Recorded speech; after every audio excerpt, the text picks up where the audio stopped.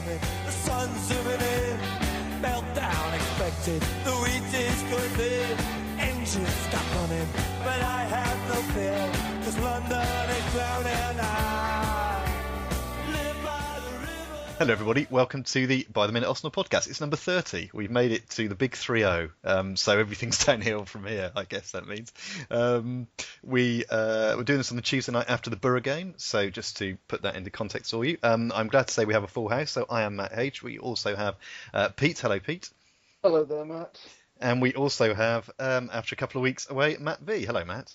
The return is here. I mean, I don't want to come across as a bit of a glory hunter or a coward for avoiding some of the performances, but here I am after a win. You waited till we thrashed Middlesbrough 2-1 and then back you came. Actually, I had on my notes, Matt, because obviously stuff's happened over the last couple of weeks, so I wondered if you had anything in general you wanted to say, having missed particularly the Palace game last week. Now, we did put some of your thoughts into the pod. I wondered if there's anything you would like to say now you have this opportunity.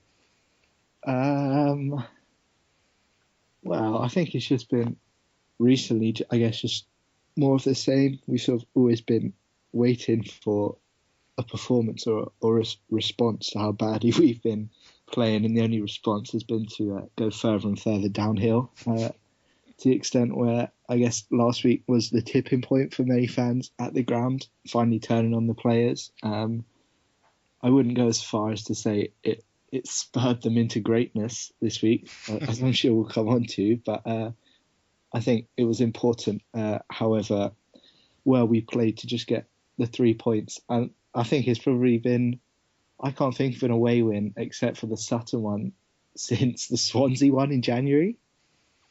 Well, I heard something this morning saying that the last league away win was January, so yeah, that must be the other one. Yeah, so much needed, regardless of the quality of the opposition.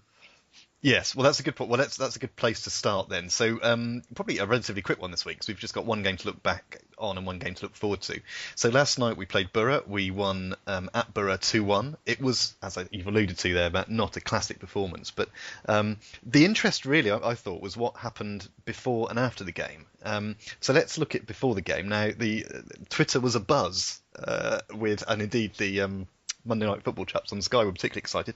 3 at the back. The first time Arsenal have gone 3 at the back for 20 years. And looking into it, it looks like the only other time was sort of by accident, because someone got sent off. Tony Adams was sent off, so they had to rejig things. It was a major event, obviously, and we can talk about whether it worked or not. But any thoughts on the rationale behind it? Matt, we'll start with you, given you haven't been on for a couple of weeks. I don't know if it was just the last throw of the dice. I mean, I heard a post-match thing on I think it's an American channel, where Wenger was interviewed, and he said he was thinking about it for a few weeks, and this was the week he decided to. Probably thought of all the teams to try against, Middlesbrough was probably the safest option. Maybe this was a sort of way of not giving the players a clean slate, but sort of something else to focus on. A sort of fresh idea, in an attempt to sort of get them out of the rot that they've been on. I don't know if it had something to do with Mustafi's injury, but I imagine if they've been training for it all week, it was probably planned anyway. So I think it probably was a case of just trying something new in half desperation and half in an attempt to sort of summon up a response from the team. Yeah, it's really interesting. We had a brief exchange on Twitter, I know, before, where we talked about how different this was, and then you suggested that there might even be a half-time substitution. But luckily that didn't happen, because obviously that would have just things would have just gone mad then. Pete, your thoughts on the formation and indeed the implementation of it, if we want to move into the game itself. Yeah, it was quite a surprise, and let's say after 20 years, it is fairly surprising to suddenly find us come out with a new formation at the back.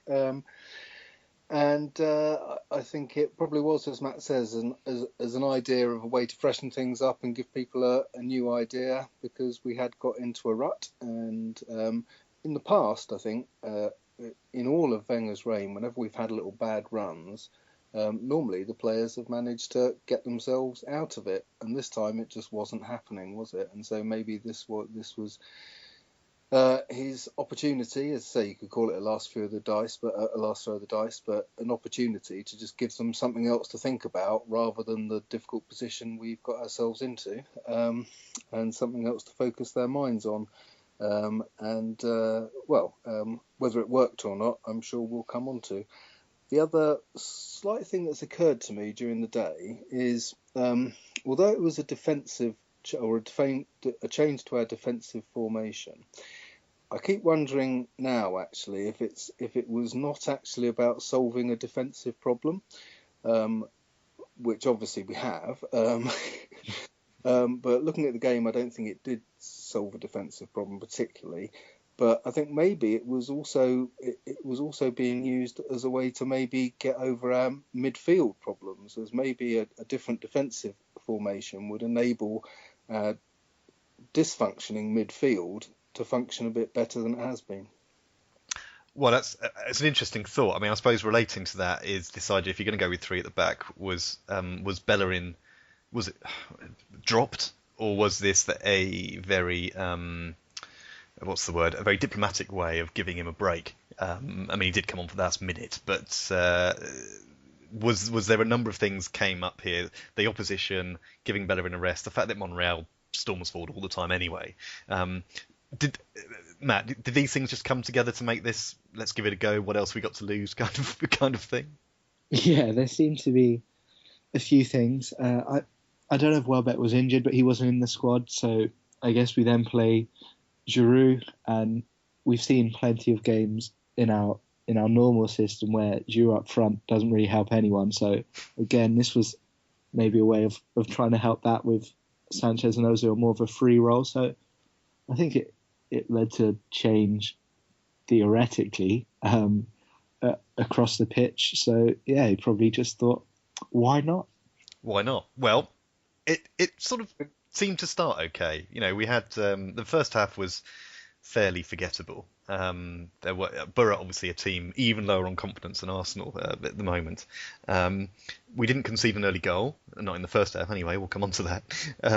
But we did manage to score one. The Sanchez free kick just before half time. Now the goalkeeper's got a lot of stick for not getting his wall right and the rest of it, but it was a pretty good free kick. It was it wasn't right in the corner, no, but it was a pretty good one. I'm not sure we get very many free kicks, do we? I don't have any facts to my fingertips, so someone can prove me wrong. But Pete, it was nice to see that one go in. It was lovely to see that go in. I think it's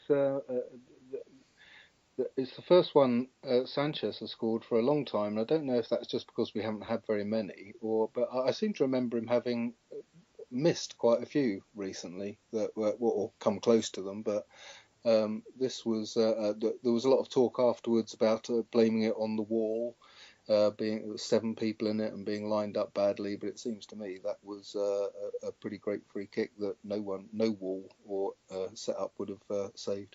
No, because where it was made it quite tricky to cover the whole goal, I think. Matt, any thoughts on the kick or Sanchez or any aspect of that? I think credit certainly has to go to him for, from that distance, being able to get it up and over the sizable wall. Guzan probably didn't help himself by... I don't know if he asked for his whole team in the wall, but effectively blocked him off. But I think there were only 4 or 5 in the wall. I think for Sanchez to still get it up and over, I don't think Guzan would have saved it. So I think credit should certainly go to Sanchez for a great strike. Okay, well, we'll say there wasn't massive amounts to talk about in the actual game itself. It wasn't a particularly thrilling game, but things got a bit more interesting early in the second half when Arsenal decided to concede a goal early in the second half for a change, not just the first half. So Negredo got through. Now, we were watching this and I was looking at it and thinking, well, is that a function of having the 3 at the back? But I think it was just a good cross and a good finish. It's just got right between the defenders, and there he was to finish it off. Matt, any thoughts if there was anyone to blame, or was it just one of those things? I think this was a moment that showed to everyone we can play any formation. We will still be incapable of defending. I mean, I think it was Sanchez who gave the ball away to start with. Yes, I was going to mention that. Yes, and then they broke, and Monreal was sort of isolated and allowed Downing onto his left foot, which wasn't the best decision maybe. And then I think it was a really good ball in by him.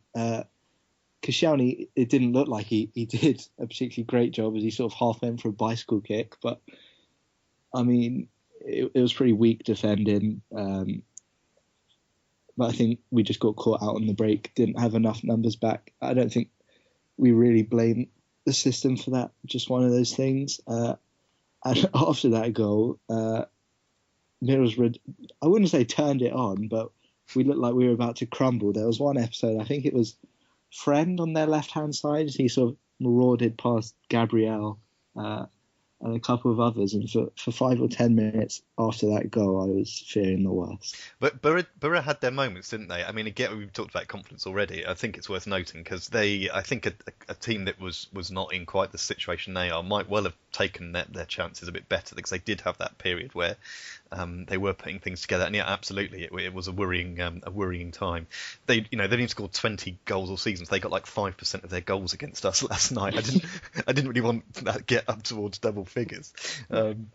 So I've actually made a note that they were unlucky. I didn't really mean unlucky, I suppose. I just meant that they didn't take the chances they had, and it was certainly in the balance with the way things were going until Mesut, with his right foot, slotted it home in the 71st minute to give us a little bit of breathing, or breathing space so much, but to get a bit of respite at least. Pete, any thoughts on the importance of that one? Yeah, it was a very nice piece of work by Ramsey in some ways. The chest down to Mesut Ozil's right foot, which was quite something to behold. And nice to see him just tuck it away near post without a problem at all. Sort of thing you could quite easily see going wide or over the bar or something, but very nicely worked goal. And I think in that second half, I think we did see our midfield begin to function a bit better, and maybe Ramsey and Xhaka being able to play the game they want to play, and maybe that's what brought about that second goal for us. Okay. I would agree that on the Boro situation, when they did have 2 very good chances after our goal, and I thought that was actually more worrying than the goal itself, because I thought pretty much the goal was. I didn't think it was defendable, really. The ball in was such a good cross. I didn't think Koscielny had a prayer of cutting that out, and it was a good finish. No chance for the keeper. So other than maybe Monreal, I didn't think there was a lot wrong with us defensively. And Sanchez giving the ball away, of course. But yeah, so we've mentioned that a couple of times, so we won't hammer it home on this occasion. But yes, it's worth mentioning that he did it again, although he was a long way away from our goal, to be honest, when he gave it away, so we can perhaps cut him a tiny bit of slack there. Just something you said there about Xhaka's got me thinking, if he'd only cost, I don't know, 5 million quid from somewhere, would he be playing every game? Is he playing every game, every game he's available and not suspended for, because of the money he cost? Or is he, do you think, there on merit? That's not a loaded question. I'm interested to know what both of your views are on that, Pete. So any particular thoughts on that? I don't think we've got much other option, to be honest. I don't think it's about price tag. I think when you're looking at a midfield without Santi Cazorla, and where Coquelin isn't working with anyone, then there hasn't really been much choice. And as I say, I wonder if that's why the change to formation was more about trying to make a midfield partnership or midfield combinations work. More than just a defensive alteration. Okay, Matt, any thoughts on Xhaka's deserving or not of a place? I agree that it's probably due to a lack of other options. I think there's been games this season, I know his tackling's come under a lot of scrutiny and discipline and things like that, but I think without his passing and distribution, I think we'd have been in huge trouble in a number of games, because if we're playing Coquelin and El Neni, for example, I don't think they're technically able enough to sort of take the ball from the defence and move it forward as we need them to. I think Xhaka is probably maybe alongside Ramsey in Cazorla's absence, they're probably the only players who give us that ability to move up the pitch quickly. So I think he hasn't maybe settled as he could have done. There's obviously still issues defensively, but I think offensively with his passing, he offers enough to justify his place. Yeah, it's very interesting stuff. I was just getting his stats up from last night. He was 84 of 93 of his passes were successful, and they are generally sort of 2/3 of them are over the halfway line, and they're all over they're all over the pitch. So yeah, I tend to agree. I mean, there was obviously a slight issue in terms of availability of other players, but yeah, I think he probably gets on with a lot of it quite quietly, and we tend to notice those bigger issues which perhaps don't endear him to people. But yeah, I think it's a pretty good.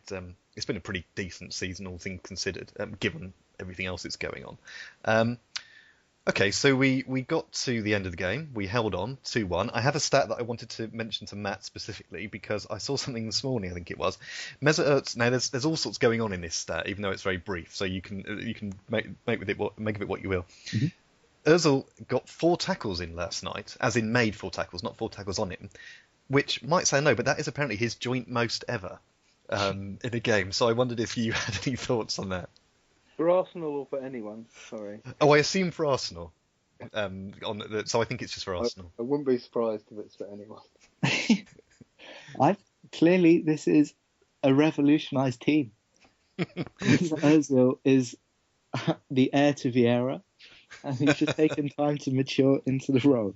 Perhaps, yeah, okay. Perhaps we'll just put that one on the back burner for now, because I think we can almost feel the sarcasm dripping off. There was one moment though, which was probably my favourite of the match. It's probably second only to the moment when Sanchez sort of stood on the ball, telling everyone to calm down and then pass it away immediately. But when we brought Coquelin on in the last minute for what appeared to be a role on the left wing, Coquelin, when he was on loan at Freiburg, played on the left wing and has since described it as the worst period of his career and the least enjoyable. So bringing back those memories and watching him embark on that mazy run down the left wing, I just feel he's been wasted all this time. The way he picked it up and charged towards the corner with over 5 minutes to go, I think, showed a lot about our mentality and his confidence in his new role.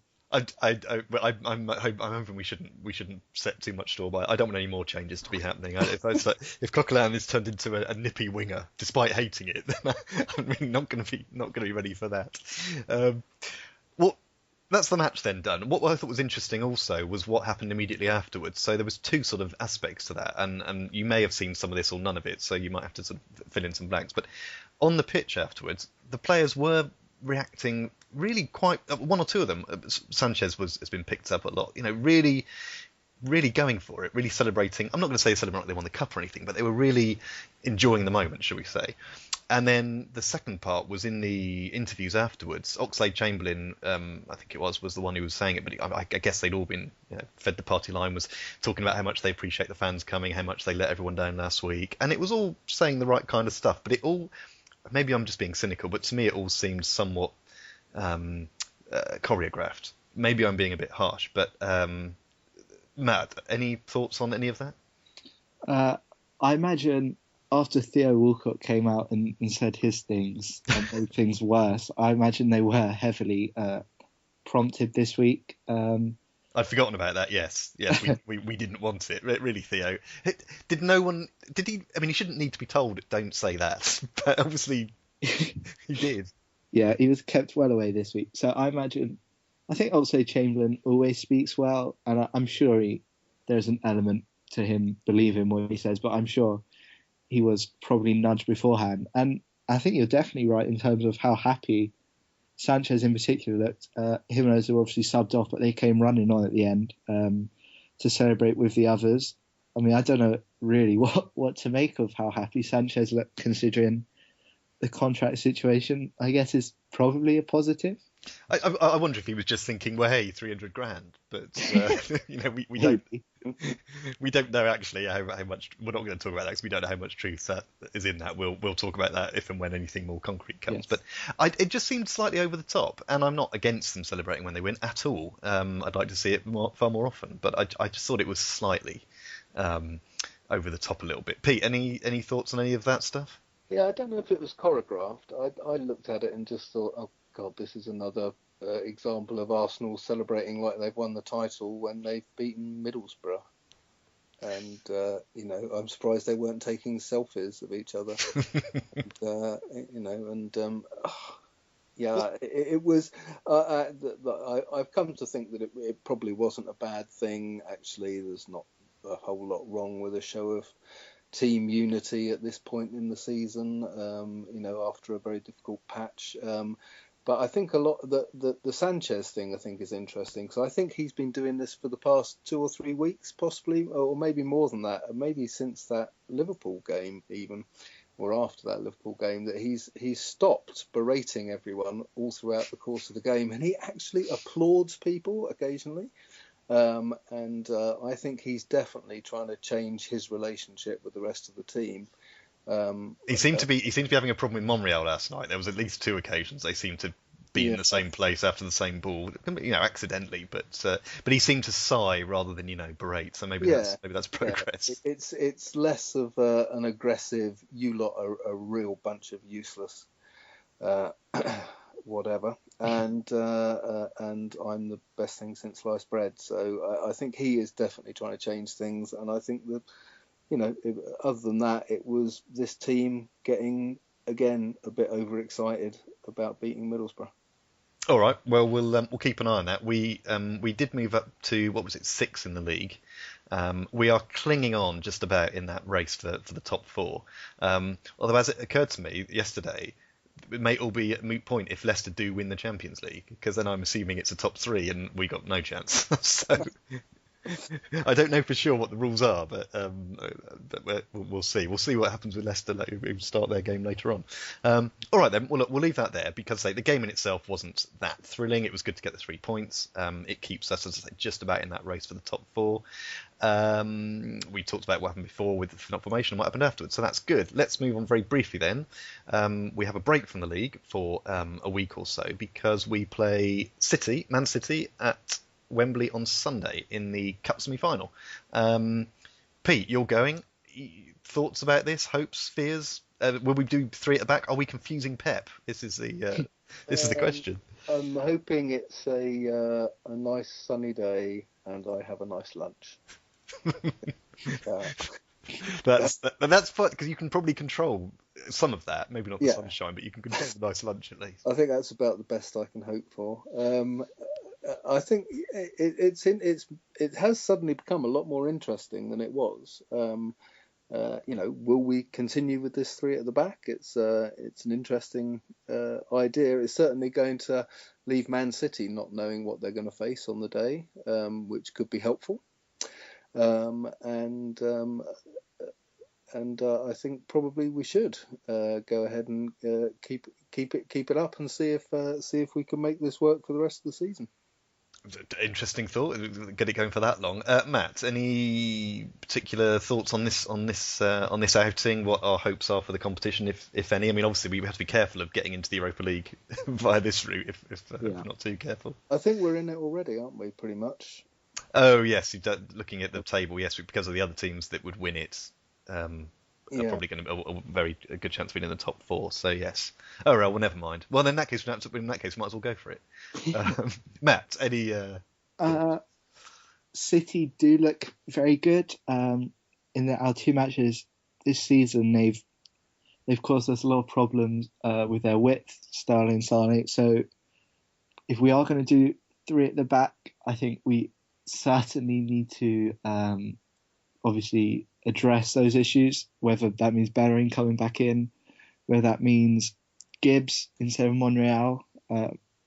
Gibbs' pace probably suits him more to a wing-back role. And then, obviously, with the centre-backs, I've been very impressed with Rob Holding, but I'm not sure about Gabriel. I don't know if Mustafi will be fit in time, or what's happened to Mertesacker. Well, yeah, there was talk about him coming back this week, yesterday, wasn't there? And that didn't come out. So that's interesting. I'm not his biggest fan, but I feel like if there was a role for him, the sort of central defender in that 3, sort of in the middle of Koscielny and Mustafi, would probably suit him quite well. Yeah, I tend to agree. Well, we don't really know what's going to happen. We'll see what happens. We'll see how the way the team plays. Just one question, perhaps, for both of you very quickly, just to come look at it from a different angle. Would you start with Giroud in this game?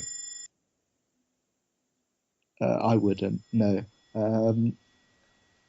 I didn't think he got involved at all against Middlesbrough, and I think Man City's frailties. I know Company's back and they look a bit more solid, but I think we probably need to attack them with a pacey front line. So whether that means putting Sanchez up front or whether that means bringing Welbeck back, I don't know. But I think Giroud's probably better suited to coming off the bench.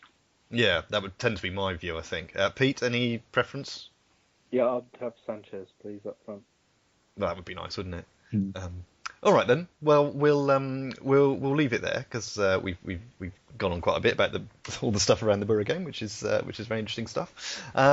So we'll end there. We'll be back next week to chat about the Cup semi-final, and then a big week when we'll be discussing the Leicester home game and then the other end of Seven Sisters Road on Sunday. So that's going to be fun to look forward to. But for now, thank you very much, Pete. Thank you, Matt. And thank you, Matt. Thank you very much. And thank you, everyone, for listening. And we will speak to you next week. Take care. Bye-bye.